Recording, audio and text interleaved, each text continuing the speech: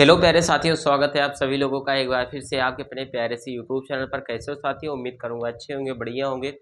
सो प्यारे दोस्तों, आज की इस वीडियो में हम लोग देखेंगे कक्षा 12 फिजिक्स का एक महत्वपूर्ण टॉपिक है जिसे बोला जाता है गाउस का नियम, इंग्लिश में बोला जाता है गॉस लॉ। ठीक, ये बहुत ही खास, बहुत ही जरूरी टॉपिक है जिसको पढ़ना बहुत ही ज़्यादा खास अनिवार्य है। ठीक, इसे कभी कभी प्यारे बच्चों क्या होता है कि न्यूमेरिकल्स भी पूछ लेता है, कभी कभी इसका डेरिवेशन, मतलब वैसे कुछ खास डेरिवेशन इसका है नहीं, बट आपको जानना जरूरी है कि गॉस लॉ होता क्या है। ठीक, इसके जो अनुप्रयोग होते हैं, प्यारे बच्चों एप्लीकेशंस हैं, वो ज़्यादा जरूरी हैं इसके कंपैरिजन में। ठीक, बट आपका होता क्या है, जब तक आप बेसिक को जान नहीं पाओगे तब तक एप्लीकेशन आप कैसे सीखोगे, तो वो चीज़ें हैं। बाकी चलो प्यारे बच्चों, आज की इस वीडियो में ये चीज़ें हम लोग कवर करने वाले हैं, बहुत अच्छे तरीके से मैं आपको समझाने वाला हूँ। सारी चीज़ें आपको समझ में आएगी, मेरा आपसे पर्सनली वादा है। ठीक है, चलिए प्यारे बच्चों शुरू करते हैं, वीडियो में आपको बने रहना है। बाकी चलो शुरू करते हैं। देखो प्यारे बच्चों, इंग्लिश में बोला जाता है इसको गॉस लॉ। है क्या, पहले थोड़ा सा मैंने यहाँ पे लैंग्वेज में लिखा है, हिंदी में आपको देख लेना है। हिंदी और इंग्लिश वाले दोनों बच्चे देख सकते हैं, ज़्यादा कुछ ज़्यादा का इसमें खास डिफरेंस है नहीं। ठीक, लिखा है किसी बंद सतह यानी कोई भी अगर क्लोज सरफेस हो जो कि 3D हो। ठीक, जैसे कि वैसे जनरली आपको पता ही है बच्चों 3D होता क्या है। ठीक, जिसमें एक्स वाई और जेड तीनों एक्सिस होती हैं। ठीक, जैसे कि यहाँ पे इस टाइप से अगर आपको देखने को मिलता है तो ये आपका पैराचो क्या होता है, 3D होता है। ये आपका एक्स एक्सिस हुआ, ये आपको पकड़ लो वाई हुआ, ये जेड, तो ये आपका क्या हुआ पैराचो 3D हो गया।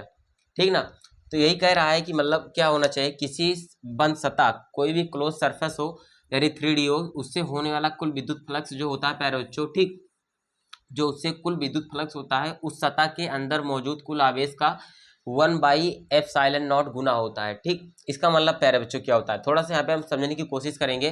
देखो, कुल विद्युत फ्लक्स, प्यारे बच्चों एक चीज मैं आपको बता दूं, जो गॉस लॉ होता है वो टोटल क्या बताता है हमको, वैद्युत फ्लक्स के बारे में जानकारी देता है। ठीक, मतलब उसका बनाने का उद्देश्य क्या है, गॉस जी जो हमारे एक साइंटिस्ट थे, ठीक, उनका जो देने का मकसद था टोटल यही बताना था कि वैद्युत फ्लक्स को हम कैसे डिफाइन कर सकते हैं। ठीक, कैसे हम लोग निकाल सकते हैं कि कहाँ कितना विद्युत फ्लक्स हमारा होगा।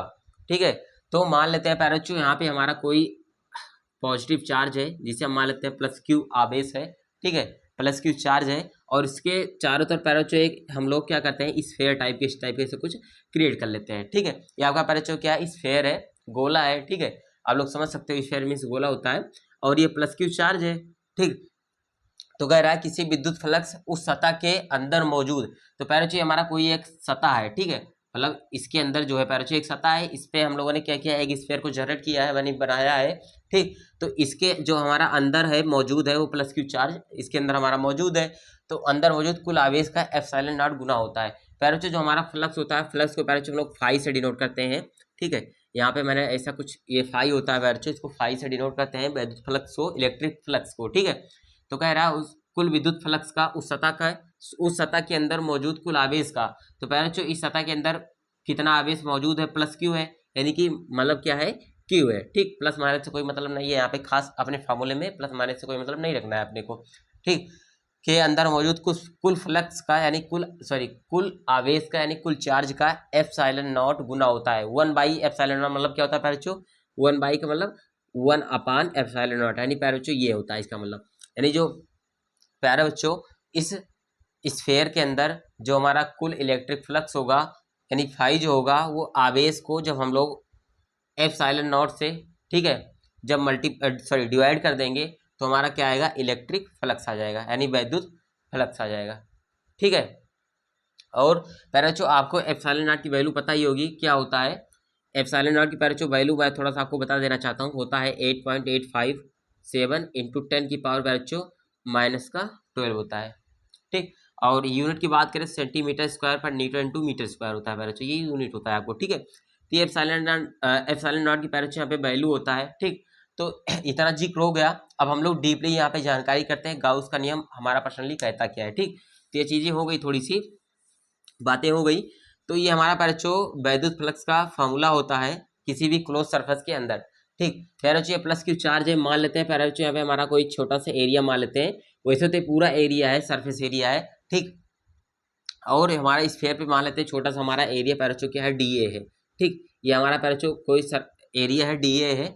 और एक बात पैरचो आपको पता होना चाहिए, जो एरिया वेक्टर होता है, क्षेत्रफल सदिश होता है, वो हमेशा क्या होता है, कोई भी अगर हम लोग एरिया सपोज करते हैं तो उसके पैराचो हमेशा क्या होता है, परपेंडिकुलर होता है, ठीक है, यानी लंबवत होता है पैराचो। तो जो पैराचो डी ए है वो भी क्या होगा, इस सरफेस के परपेंडिकुलर होगा, ठीक है। और ये पैराचो प्लस क्यू चार्ज है, ठीक है, मान लेते हैं यहाँ पे प्लस क्यू चार्ज है, ठीक। इसके कारण जो हमारा इलेक्ट्रिक फील्ड जनरेट होगा वो क्या होगा, प्लस से क्या होता है, बाहर की साइड निकलता है इलेक्ट्रिक फील्ड, आपको पता है, माइनस से इनसाइड होता है, ठीक है, यही होता है ना।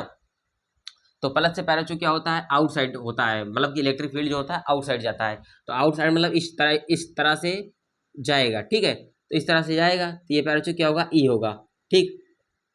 तो मान लेते हैं यही हमारा आ रहा है ये, ठीक है, ये हमारा पैराचू क्या होगा, ई हुआ, यानी कि जो हमारा इलेक्ट्रिक फील्ड लाइंस है वो निकल रही हैं प्लस क्यू चार्ज के कारण, ठीक है। तो ये छोटा सा यहाँ पे काम हमारा हो गया, ठीक। तो यहाँ पे इसको हम इरेज कर लेते हैं, बाकी ये तो चारों तरफ निकलता है, आपको ये तो पता ही है। तो हमें जो जितना काम है उसको हम रखते हैं, बाकी इरेज कर देते हैं यहाँ पे, ठीक है। तो ये पैराचो इलेक्ट्रिक फील्ड लाइंस हो गई, ठीक है, यानी वैद्युत क्षेत्र की रेखाएं हो गई, जो कि पैराचो डीए के सेम उसी लाइन पे हमारी जा रही हैं, ठीक। तो अगर हम ई और डी ए के बीच का एंगल पैराचो यहाँ पे थोड़ा सा देखने की कोशिश करें तो ई और डी ए क्या है, सेम ही लाइन पे है। तो पैराचो जो इसका एंगल होगा मान लेते हैं थीटा है, ठीक है, थीटा मान लेते हैं, कोई दिक्कत नहीं है, थीटा पैराचो मान लेते हैं 0 है, ठीक है। थीटा हमारा पैराचो मान क्या लेंगे, ये तो थीटा 0 हो जाएगा, ठीक है, क्योंकि ई और डी ए क्या है, एक ही लाइन पे जा रहा है, ठीक। तो ये तो हमारा एक जगह पर हो गया। अगर दूसरे जगह पर भी पैराचो इस तरह से हमारा कुछ एक एरिया मान ले, इसका भी पैराचो जो क्षेत्रफल सदिश होगा, यानी एरिया का जो हमारा वेक्टर होता है, जो एरिया वेक्टर होता है वो भी पैराचो परपेंडिकुलर होता है, आपको पता ही है। तो ये पैराचो जो डी ए है वो भी क्या होगा, परपेंडिकुलर होगा, और इलेक्ट्रिक फील्ड लाइंस जो है ये भी इसी के सीधे में जाएंगी। तो पैराचो यहाँ पे भी जो हमारा थीटा होगा वो भी, सॉरी, जो थीटा होगा पैराचो वो भी क्या होगा, 0 होगा, ठीक है। मैंने 5 बनाया था, तो यहाँ पे थीटा हो जाएगा पैराचो, ठीक है, थीटा यहाँ पे भी 0। तो मतलब आप कहीं पे भी A to Z यहाँ पे कहीं पे भी मानोगे तो सेम कंडीशन आपको यहाँ पे पैराचो दिखने वाली है, ठीक है। और पैराचो आपको थीटा मैं बता दूं, जो थीटा होता है पैराचो, जैसे कि ये है, यहाँ पे मैंने छोटा सा एक क्षेत्रफल लिया है, ठीक है, इस स्फेयर का एक छोटा सा क्षेत्रफल मैंने यहाँ पे लिया है। तो यहाँ पे अगर मैं छोटा सा पैराचो यहाँ पे क्षेत्रफल ड्रॉ करूँ, ठीक है, और यहाँ पे मान लेता हूँ प्लस क्यू चार्ज है, इसके कारण यहाँ पे पैराचो हमारा जो जो हमारा निकल रहा है इलेक्ट्रिक फील्ड लाइंस ई, ठीक। और यहाँ पे मान लेते हैं कि हमारा जो क्षेत्रफल सदिश है वो क्या है, ये है, डी ए वेक्टर है, ठीक है, ये हमारा क्या है, डी ए है कि नहीं, डी ए। तो जो हमारा जो थीटा होता है पैराचो, ई और डी ए के बीच का जो एंगल होता है, ठीक, ई और डी ए के बीच जो एंगल होता है पैराचो, ये हमारा क्या होता है, क्षेत्रफल सदिश होता है, ठीक है। सॉरी, मैंने गलत बोल दिया, क्षेत्रफल सदिश नहीं, मतलब जो क्षेत्रफल सदिश और इलेक्ट्रिक वेक्टर के जो बीच का एंगल होता है ये हमारा क्या होता है पैराचो, थीटा होता है यहाँ पे, ठीक है। तो ये छोटी सी यहाँ पे जानकारी हो गई, तो ये मैंने आपको यहाँ पे बताया, ठीक है। अगर इसको पैराचो हम लोग यहाँ पे डिनोट करने की कोशिश करें तो मैथमेटिकल फॉर्म में एक फार्मूला होता है और फाई का, ठीक है, इलेक्ट्रिक फ्लक्स का एक और फार्मूला होता है, वो क्या होता है, फाई बराबर क्या होता है पैराचो, ई इंटू डी ए, ठीक है, या फिर यहाँ पे हम लोग छोटा सा पैराचो डी फाई लिख लेते हैं, ठीक है, डी फाई क्यों, क्योंकि यहाँ पे छोटे से क्षेत्रफल पे हम लोग इलेक्ट्रिक फ्लक्स की गणना कर रहे हैं, यानी कि निकालने की कोशिश कर रहे हैं। तो डी फाई बराबर E into D A into पैराचो क्या होता है, कॉस ऑफ थीटा होता है, यही होता है ना, A into D A into cos theta होता है। अगर इसको पैराचो एक काम हम करें, क्या एक काम ये करें, अगर इसको पैराचो हम लोग डिफ्रेंशिएट कर दें, ठीक है, डिफ्रेंशिएट कर दें, या फिर एक काम और कर सकते हो, अभी डिफ्रेंशिएट बाद में करेंगे। अगर इसको हम लोग पैराचो जैसे डी फाई है, छोटा सा इलेक्ट्रिक फ्लक्स निकाले छोटे से एरिया पे, अगर हम लोग पूरे एरिया पे इलेक्ट्रिक फ्लक्स निकालें तो फाई बराबर पैराचो आता है ई ए कॉस थीटा, यही आता है ना, ई ए कॉस थीटा। देखो डी और डी यहाँ दोनों से हट गया, ठीक है। जब हम लोग छोटे क्षेत्रफल पे निकाल रहे थे तो छोटा सा हमारा इलेक्ट्रिक फ्लक्स डी फाई आ रहा था, जब हम पूरे क्षेत्रफल ए पे निकाल रहे हैं तो हमारा पूरा संपूर्ण इलेक्ट्रिक फ्लक्स फाई आ रहा है कि नहीं, ये आ रहा है। तो एक काम यहाँ पे और कर सकते हैं, अगर इसको हम वेक्टर फॉर्म में लिखें, ठीक है, तो फाई बराबर यहाँ पे हम लिख सकते हैं ए वेक्टर डॉट ए वेक्टर, ठीक है, इस टाइप से आप लोग यहाँ पे इसको लिख सकते हो, फाई बराबर ई वेक्टर इंटू ए वेक्टर, ठीक। ये पैराचो एक फार्मूला होता है, आप लोगों ने वेक्टर फॉर्म में देखा होगा, डॉट प्रोडक्ट यहाँ पे लगाते हैं क्योंकि कॉस यहाँ पे थीटा था तो हम लोगों ने डॉट प्रोडक्ट लगाया, ठीक है। तो ई वेक्टर इंटू ए वेक्टर, तो ये हो गया पैराचो एक छोटा सा फार्मूला होता है जो कि आपको जानना जरूरी होता है, ठीक। अगर कहीं पे इलेक्ट्रिक फ्लक्स निकालने को बोले, वहाँ पे इलेक्ट्रिक फील्ड भी दिया हो, ठीक है, यानी ई की वैल्यू दिया हो, क्षेत्रफल की वैल्यू भी दिया हो, और एंगल भी दे रखा हो, जो कि एंगल होता है इलेक्ट्रिक फील्ड लाइंस और एरिया के बीच का एंगल, ठीक। तो वहाँ पे इलेक्ट्रिक फ्लक्स आप लोग यहाँ पे आसानी से निकाल सकते हो। ठीक, ये छोटा सा फॉर्मूला हो गया। एक बार मैं देख लेता हूँ पैरों सब कुछ क्लियर दिख रहा है या नहीं दिख रहा है। ठीक है, चलिए पैरों यहाँ पे सारा कुछ दिख रहा है क्लियर। ठीक, अब यहाँ पे छोटा सा पैरों का कुछ खास वैसे प्रूफ होता नहीं है, बस आपको ऐसे समझना होता है जनरली। लेकिन एक बार यहाँ पे हम लोग समझने के लिए थोड़ा सा एक प्रोसेस है, उसके जरिए हम लोग समझ सकते हैं। जैसे कि देखो डी, इस वाले इक्वेशन को उठाते हैं, इस वाले इक्वेशन को। ठीक, तो यहाँ पे पैरों क्या है, यहाँ पे आप देखना डी फाई बराबर क्या है, A into D A cos theta है। ठीक है, यही है ना ए इंटू डी ए पैरों क्या है, कॉस थीटा है। तो हम लोग इसको ऐसे निकाल सकते हैं। एक काम करते हैं पैरों, दोनों साइड यहाँ पे हम लोग इंटीग्रेट कर देते हैं। ठीक है, दोनों साइड यहाँ पे पैरों हम लोग समाकलन कर देते हैं। तो समाकलन करेंगे, देखो यहाँ पे डी फाई है, यहाँ पे क्या है, डी फाई है। ठीक, तो आपका पैरों बच्चों पता है, जहाँ पे अवकलन होता है, जहाँ पे समाकलन होता है, दोनों जगहों पे अगर दोनों एक साइड एक साथ मिल जाते हैं, दोनों आपस में कैंसिल आउट कर देते हैं, तो ये डी हट जाएगा। ठीक है, यहाँ पे हम लोग क्या करते हैं, डी फाई हो जाएगा। ठीक, बराबर यहाँ पे हो जाएगा ई into D A into cos of theta हो जाएगा। पैर बच्चों यही होगा ना। हम लोग पैर बच्चों क्या करते हैं, पूरा क्लोज सरफेस का निकालते हैं। ठीक है, तो यहाँ पे इसके लिए हम लोग पैर बच्चों इस टाइप से ऐसे सर्कल बना लेते हैं, यानी पूरे हम एरिया का, यानी पूरे इस जो हमारा स्फेयर है इसके अंदर जो टोटल फ्लक्स है वो निकाले, और टोटल एरिया हमने स्फेयर का ले लिया है। ठीक, इसके लिए मैंने यहाँ पे ऐसे सर्किल बना दिया। ठीक है, अब पैर बच्चों मैंने बताया जो इंटीग्रेशन और डिफरेंशिएशन को कैंसिल आउट कर देगा, तो यहाँ पे केवल 5 बचेगा, बराबर क्या हो जाएगा। और यहाँ पे देखना जरा सा पैरों, जो इलेक्ट्रिक फील्ड है, यानी जो पैरों ई है वो कांस्टेंट है, ई हमारा बाहर आ जाएगा। ठीक है, और देखो पैरों जो थीटा की वैल्यू होती है, यहाँ पे मैंने बताया था थीटा की वैल्यू हमेशा क्या होती है, 0 होती है। ठीक है, तो यहाँ पे पैरों जो कॉस थीटा होगा उसकी जब थीटा की वैल्यू 0 रखेंगे, तो आपको पता है पैरों यहाँ पे कॉस 0 की वैल्यू यहाँ पे क्या होगा, कॉस 0 डिग्री की वैल्यू पैरों 1 हो जाएगी। ठीक, तो इसकी वैल्यू 1 हो गई तो कोई दिक्कत ही नहीं है हमको। अब हमारा डी ए आता है, पैरों यहाँ पे क्या हो जाएगा, डी ए हो जाएगा। ठीक है, क्लोज सरफेस। ठीक, अब फाई बराबर पैरों यहाँ से निकालेंगे थोड़ा सा, तो क्या होगा, ई इंटू, देखो जब हम लोगों ने डी फाई का, देखो जैसे कि जब यहाँ पे हम लोगों ने डी फाई का किया समाकलन तो फाई आया, तो उसी प्रकार से जब डी ए का करेंगे तो ए आ जाएगा। ठीक है, यानी कि क्या होगा पैरों, जो इंटीग्रेशन है, ठीक है, ये डिफरेंशिएशन को काट देगा तो ए बचेगा। एक तो देखने का तरीका ये है समझने का, एक तरीका दूसरा ये है, हम लोग पैरों जो टोटल एरिया का कर रहे हैं यहाँ पे, क्या टोटल एरिया का हम लोग यहाँ पे समाकलन कर रहे हैं, यानी एक छोटे से एरिया का समाकलन कर रहे हैं, तो हमारा टोटल एरिया आ जाएगा। तो टोटल एरिया हमारा ए है। ठीक है, डी ए का जब कर रहे थे ये हमारा छोटा एरिया था, समाकलन का मतलब पैरों ऐड करना होता है, ऐड करते जा रहे हैं, तो छोटा एरिया ये मतलब ऐसे ऐसे सब जगह होगा ना, तो जब पूरा ऐड कर देंगे ऐसे समाकलन करके, तो हमारा पूरा एरिया टोटल एरिया निकल जाएगा। ठीक है, तो फाइव बराबर पैरों ई इंटू ए आया। ठीक, अब ई का फार्मूला पैरों आप लोगों ने पढ़ा है। ठीक है, वैद्युत क्षेत्र की तीव्रता ई हमारी यहाँ पे है। ठीक है, तो वैद्युत क्षेत्र की तीव्रता हमारा ई का फार्मूला क्या होता है, ई का फार्मूला आपको पता है पैरों क्या होता है, 1/4 pi epsilon naught Q upon R square होता है। ठीक, क्यू अपान आर मतलब क्यू ये चार्ज हुआ पैरों, और ये क्या होता है, जो आर हमारी पैरों क्या होती है, डिस्टेंस होती है। ठीक है, वो हमारी आर होती है, यानी जितनी दूरी पे हम लोग इलेक्ट्रिक फील्ड की जो तीव्रता होती है, इंटेंसिटी होती है, उसको निकालते हैं, हमारा आर होता है पैरों। ठीक है, तो ये हुआ। अब एक काम करते हैं, ई की वैल्यू यहाँ पे रखते हैं, ए हमारा क्या होगा, एक मतलब पैरों क्या होता है, एक मतलब क्या है, स्फेयर का एरिया, स्फेयर का एरिया पैरों क्या होता है, ए बराबर क्या होता है, 4 पाई आर स्क्वायर होता है। ठीक है यहाँ पे पैरों कैपिटल आर भी लिख सकते हैं, कोई दिक्कत नहीं, तो यहाँ पे भी कैपिटल आर ही हो जाएगा। ठीक, यहाँ पे भी कैपिटल आर आप लोग डाल सकते हो। ठीक है, थोड़ा अच्छा रहेगा।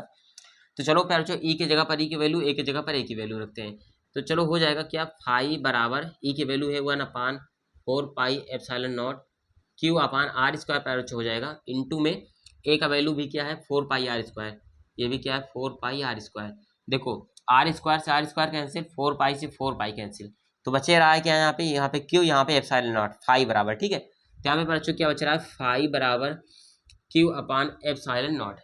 ठीक है, क्यू अपान एप्सिलॉन नॉट, ये पैरों क्या हुआ, ये क्या हुआ, यहाँ पे अपना फॉर्मूला जो था गाउस ला का, यानी गाउस के नियम का, वो यहाँ पे अपना देखो निकल चुका, क्यू अपान एप्सिलॉन नॉट। और जो पैरों क्या है, जो क्यू आबेस है वो इनसाइड टू सरफेस है, यानी इनसाइड टू स्फेयर है। ठीक है, ये आपका पैरों क्या है, इनसाइड है। ठीक है, यानी कि अंदर है, बाहर का कोई आवेश नहीं लिया गया है, केवल स्फीयर के जो अंदर चार्ज है पैरोचो वही चीज़ हमारा यहाँ पे लिया गया है। ठीक है, तो इस तरीके से मैंने स्फीयर बनाया। अगर इस तरीके से अगर कहीं पे भी आपको क्यूब मिल जाए, सिलेंडर मिल जाए या फिर कोन मिल जाए, कुछ भी मिल जाए, ठीक है, 3D कुछ भी हो, तो वहाँ पे जो पैरोचो हमारा इलेक्ट्रिक फ्लक्स होगा, नेट इलेक्ट्रिक फ्लक्स होगा, वो क्या होगा, क्यू अपान एप्सिलॉन नॉट होगा। ठीक है, चाहे आपको यहाँ पे मैंने बताया जैसा कि क्यूब मिल जाए, ठीक है, यहाँ पे आपको चाहे तो क्यूब मिल जाए, ठीक है ना, तो यहाँ पे अगर आप लोग प्लस क्यू चार्ज हो तो इसके कारण अगर पूछे कहीं पे बताओ कि इलेक्ट्रिक फ्लक्स क्या होगा, विद्युत फ्लक्स क्या होगा, तो वहाँ पे आपकी जो आंसर होना चाहिए क्यू अपान एप्सिलॉन नॉट होना चाहिए। ठीक है, सेम ही इलेक्ट्रिक फ्लक्स वहाँ पे होगा। ठीक, क्योंकि यहाँ पे बोला है किसी बंद सतह से होने वाला कुल विद्युत फ्लक्स उस सतह के अंदर मौजूद, ठीक, जितने भी चार्ज रहेंगे, मान लेते हैं यहाँ पे Q1 चार्ज है और कहीं पे Q2 चार्ज हो, ठीक है, और मतलब Q2 भी चार्ज हो, ठीक, और अगर Q3 भी चार्ज हो, ठीक, तब क्या होगा, तब सर ये होगा जो फाई की वैल्यू होगी पैरोचे यहाँ पे मैं काम करता हूँ यहाँ पे जो पैरोचे फाई की वैल्यू होगी क्या होगी, Q1 plus Q2 plus Q3, ऐसे ऐसे करके पैरोचे जितना भी रहेगा Qn तक ऐड होगा और सबको पैरोचे क्या होगा, एप्सिलॉन नॉट से हम लोग पैरोचे यहाँ पे डिवाइड कर देंगे, तो इलेक्ट्रिक फ्लक्स जो भी रहेगा उसके अंदर में हमारा मिल जाएगा। ठीक है, मतलब किसी भी तरीके का यहाँ पे आपसे सरफेस कह दे, ठीक है, कोई भी बंद सतह हो, तो आपका जो इलेक्ट्रिक फ्लक्स का जो वैल्यू होगा वो सेम ही रहेगा। ठीक, तो ये हो गई बच्चों मोटी मोटा जानकारी इसके बारे में, गाउस के नियम के बारे में। ठीक, यही होता है, यही हल्का हल्का इसका प्रूफ होता है, बाकी ज़्यादा कुछ इसमें खास है नहीं। ठीक, बाकी अगर आप लोग IIT JEE नीट के लेवल की तैयारी कर रहे हैं तो आप इसमें इसके जो एप्लीकेशंस होते हैं, ठीक, और एक चीज़ और मैं आपको थोड़ा सा पहले जो बता दूं कि अगर डाईपोल की बात करें, ठीक है, मतलब डाईपोल मतलब आप लोग समझ रहे हो, कोई भी इस तरीके से अगर आपका सरफेस हो, डाईपोल मतलब आपको पता है प्लस जितने क्वांटिटी में प्लस चार्ज होता है उसी उतनी क्वांटिटी में माइनस चार्ज होता है। ठीक है, जो दो अलग अलग द्विध्रुव, ठीक है, दो अलग अलग द्विध्रुव की बात नहीं, ध्रुव, ठीक, यानी एक प्लस चार्ज एक माइनस चार्ज, दोनों को पैरेचो जब ऐड करोगे तो देखो प्लस क्यू माइनस क्यू करोगे तो पैरेचो टोटल क्या हो जाएगा, जीरो हो जाएगा। जब खुद ही ये जीरो हो जा रहा है तो क्या ये electric field sorry electric flux ये जनरेट करेगा, मतलब वैद्युत फ्लक्स क्या ये बनाएगा, नहीं बनाएगा। ठीक, तो डाईपोल के कारण पैरेचो जो फ्लक्स होता है, फ्लक्स जो होता है वो जीरो होता है सॉरी ठीक, ये होता है पैरेचो। तो ये हो गया पैरेचो गाउस के नियम के बारे में। आई होप पैरेचो आपको ये वीडियो पसंद आई होगी, वीडियो पसंद आई है तो लाइक करना। इस वीडियो में इतना ही रखते हैं, बाकी नेक्स्ट वीडियो में आगे किसी और टॉपिक के बारे में जानकारी हम लोग गेन करने की कोशिश करेंगे। बाकी आप कमेंट कर देना किसी और टॉपिक के बारे में अगर आपको जानकारी चाहिए है तो। बाकी चलो पैरेचो मिलते हैं नेक्स्ट वीडियो में, थैंक यू सो मच।